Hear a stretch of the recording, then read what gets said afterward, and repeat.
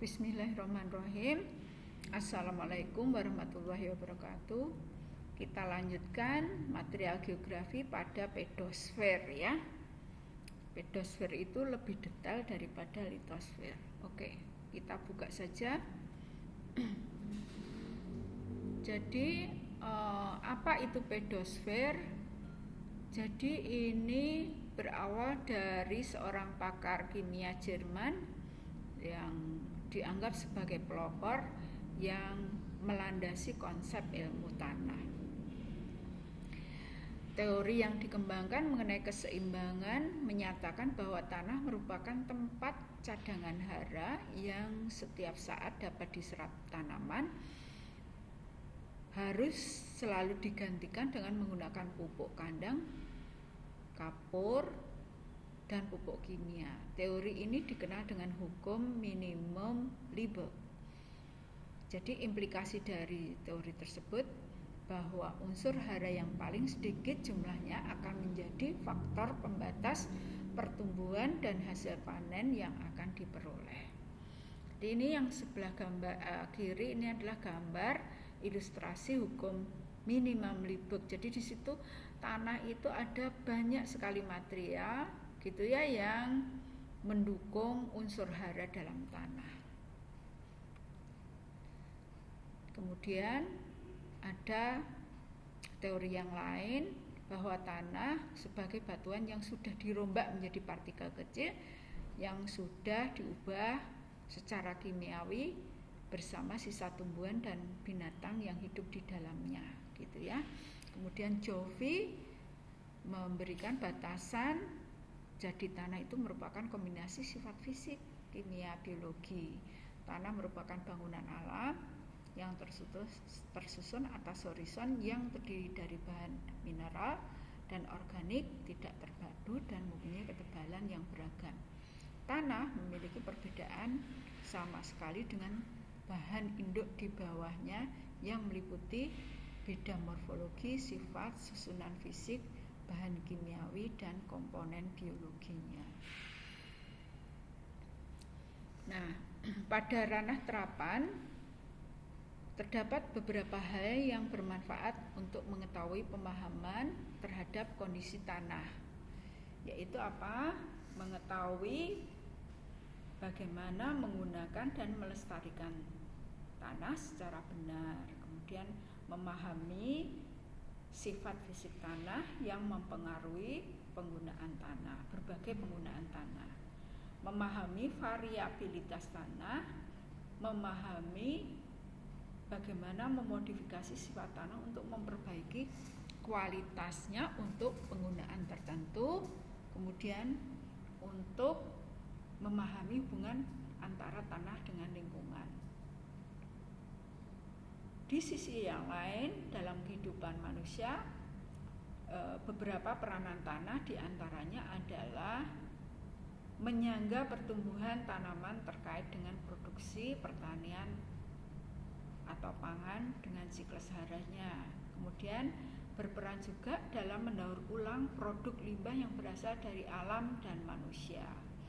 Kemudian tanah juga penyedia habitat untuk berbagai macam organisme dan sebagai pengendali aliran air. Juga berperan dalam penyediaan bahan konstruksi. Jadi ilmu tanah atau pedologi ini merupakan ilmu yang dipadukan oleh komponen ilmu dasar.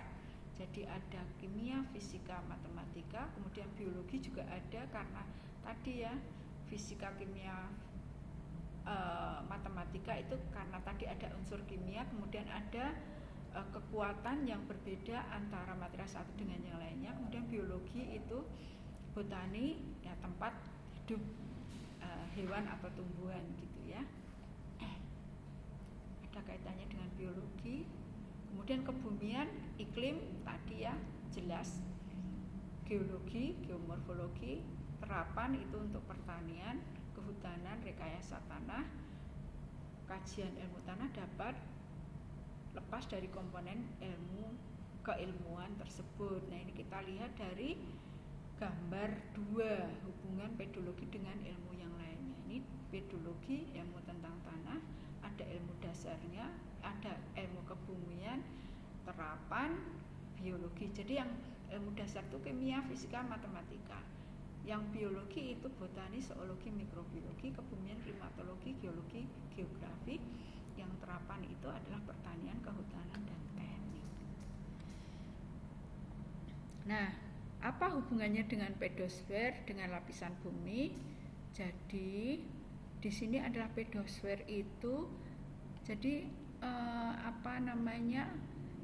pedosfer itu dipengaruhi oleh atmosfer, biosfer, hidros juga, kemudian bahan induknya sendiri adalah litos. Jadi di sini itu ada juga tekanan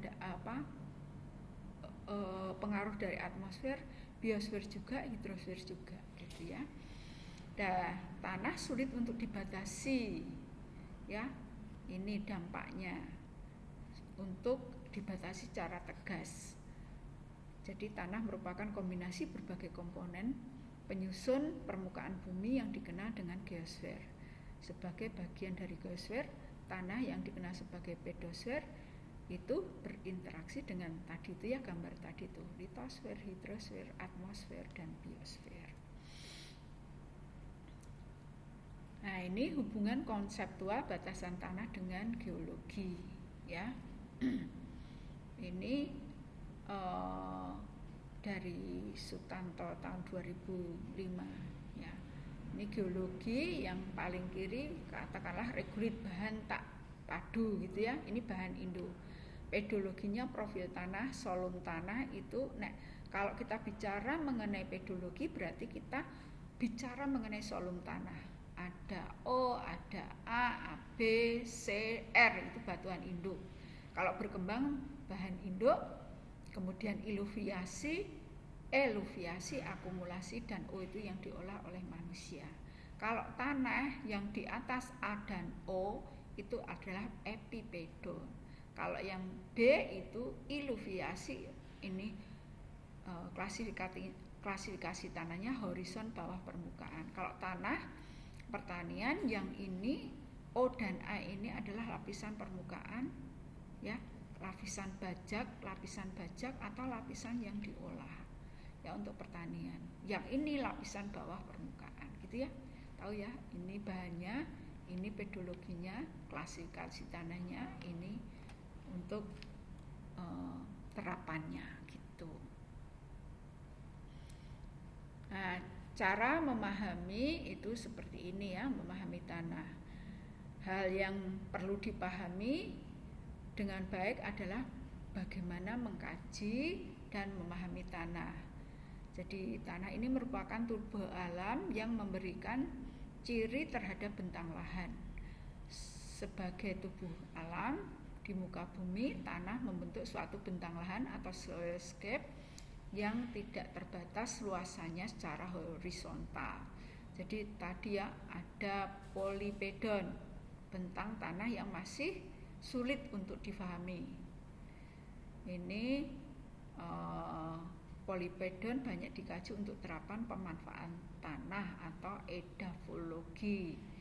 Nanti unit terkecil ini yang dikaji adalah pedon. Pedon itu apa? Tubuh alam berdimensi 3 dengan bentuk kurang lebih kolom heksagonal dari permukaan tanah sampai bagian atas batuan induk. Dan pedon ini merupakan satuan terkecil yang dianggap sebagai tanah. Dan irisan tegak vertikal pada pedon merupakan profil tanah yang membentuk horizon sebagai unit kajian tubuh tanah. Sedangkan agregat tanah adalah material, ya, untuk mengetahui karakteristik tanah yang nantinya dianalisis secara kualitatif maupun kuantitatif yang diambil dari tadi itu ya, horizon tanah, gitu. Nah, ini ya, ini bentang tanah atau soilscape. Kemudian ini soil individual atau polipedon. Kita ngambil sebagian pedon, kemudian ini agregatnya, gitu ya. Nah, ini profilnya tadi ya. Ada horizon O paling atas, ada tanamannya akar gitu ya, horizon A. Ya. Ini mineral paling atas campuran bahan organik dan mineral. Jadi kalau dari bawah itu mineral, tapi kalau dari tumbuhan itu bahan organik gitu ya. Jadi horizon A itu campur antara bahan organik dengan mineral. Dari batuannya mineral itu ya. Horizon E ada pelindian paling maksimal. Jadi kenapa? Ini karena ada air yang meresap dalam tanah, jadi ada lindinya gitu ya. Jadi yang di atas ini ngalir ke bawah. Kemudian horizon B akumulasi basa lempung besi dan aluminium karena ini dekat dengan tadi itu ya batuan. Horizon C batuan induk, bahan induk, bukan batuan tapi ya kalau R itu yang batuannya. Jadi ini yang sudah agak remuk gitu ya batuannya ya. Oke, jadi ini bagian, nah ngambil sebagian ini namanya horizon atau profil tanah. Nah ini adalah perkembangan tanah. Jadi pembentukan dan perkembangan tanah merupakan tahap yang saling sambung menyambung. Jadi pembentukan tanah mengubah bahan induk menjadi bahan tanah yang terjadi pengubahan dalam satu tempat. Sementara itu yang namanya perkembangan atau morfogenesis atau alih tempat, peristiwa penyusunan bahan tanah menjadi tubuh tanah dengan morfologi dan organisasi tertentu yang terjadi pengubahan alih tempat dengan hasil berupa horizonisasi. Kedua tahap tersebut di atas terjadi di muka bumi yang disebut dengan peristiwa epimorfik. Kejadian epimorfik dikendalikan faktor lingkungan, terutama apa? Iklim dan vegetasi, ya. Jadi vegetasi ini akan berkaitan dengan iklim. Karena berkaitan dengan iklim maka disebut dengan withering, ya, atau pelapukan. Nah, ini skemanya ada di gambar 6. Gitu ya, waktu itu. Jadi ini semakin ke atas itu berarti perkembangannya waktunya itu semakin panjang gitu ya. Gitu. Jadi dari batuan sampai menuju menjadi tanah itu memerlukan waktu yang sangat lama. Nah, batuan yang kompak setelah mengalami proses pelapukan menjadi hancur disebut regolit. Kemudian ini regolit akan terdiferensiasi membentuk profil pelapukan yang disebut dengan horizon tanah. Di udaya horizon tanah itu yang ini. Nah, ini ya dianggap proses gitu ya. Tadi itu terdiferensiasi sebagai pedogenesis atau pembentukan tanah. Sementara pelapukan bongkahan batu secara individu yang tersingkap akan melapuk seperti kulit bawang. Kenapa ini ya? Jadi kena iklim, klimatologi atau cuaca itu yang di luar dulu. Jadi panas mengembang gitu ya, dingin mengkerut, mengembang mengkerut, pecah, prek gitu ya. Nah itu. Jadi ini adalah melapuk.